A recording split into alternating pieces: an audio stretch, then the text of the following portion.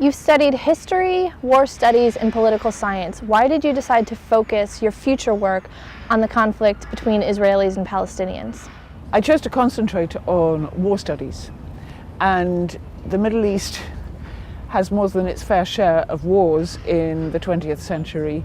So it wasn't just the Israeli-Palestinian conflict, it was also the various Gulf wars. But I'm interested in war as much of a norm as peace. Well, one of my things about the Middle East is it is unfair to say that this is quintessentially a violent region. Actually, Europe was quintessentially a violent region up until the end of the Second World War. And post-World War II generations have got it into their heads that peace is the norm. It isn't. Pretty much 50-50 war and peace is the norm. And it's unusual for more than 2 generations in any one part of the world to be able to live out their lives without experiencing some form of violent conflict.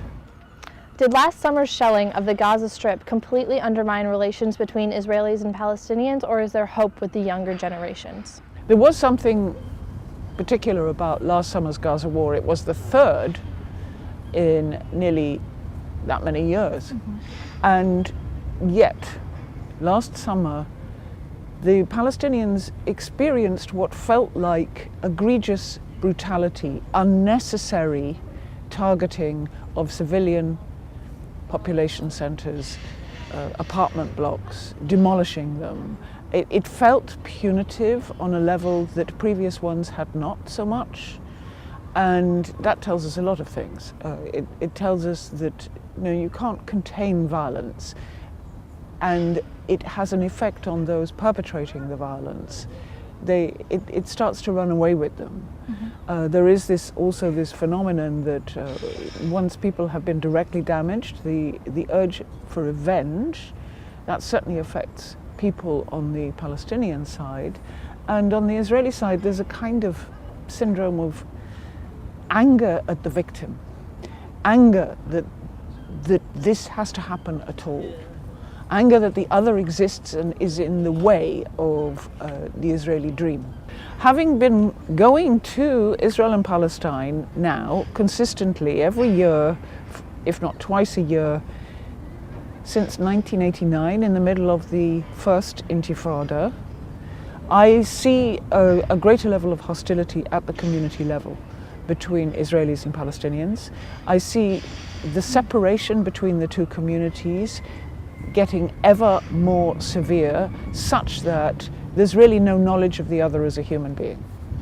Netanyahu was recently re-elected to the surprise of many, and in his speech he said that there will be no Palestinian state on his watch. How will the younger generations react to this?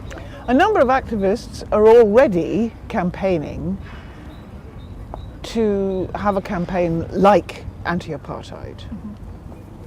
Hamas is dedicated to resistance and has the support of Islamist groups and the Iranian government. So it's not that this is totally sealed off from the rest of the world in terms of resistance and objection. I think what you're referring to is when will Western publics get outraged enough to do something about it?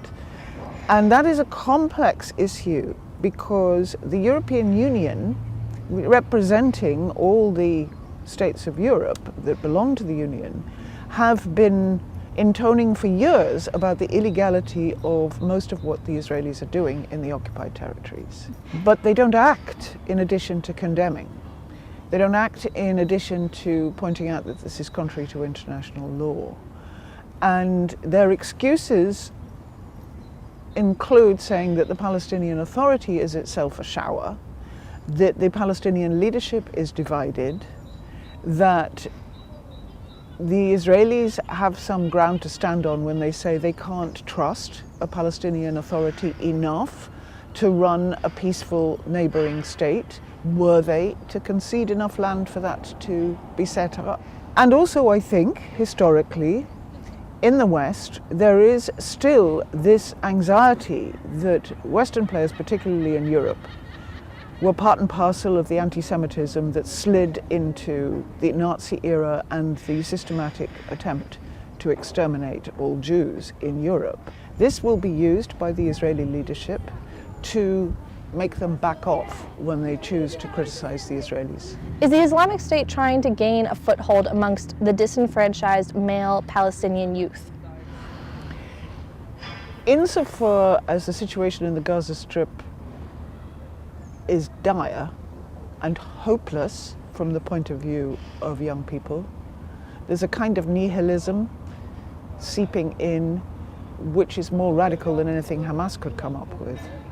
And that is being labeled and exploited as Islamic State support. More broadly, in terms of their faith, I don't find Palestinians inclined to join Islamic State and its position on Islam. Mm-hmm. In fact, they find the approach in the name of Islam abhorrent.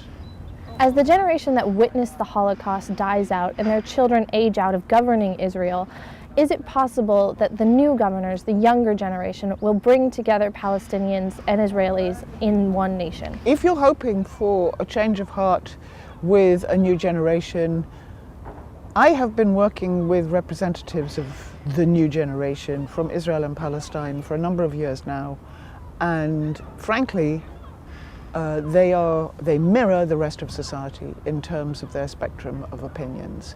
And more depressingly perhaps, because they know far less than their parents, let alone their grandparents, of the other side in the conflict, that they are prone to propaganda which says that they are not human.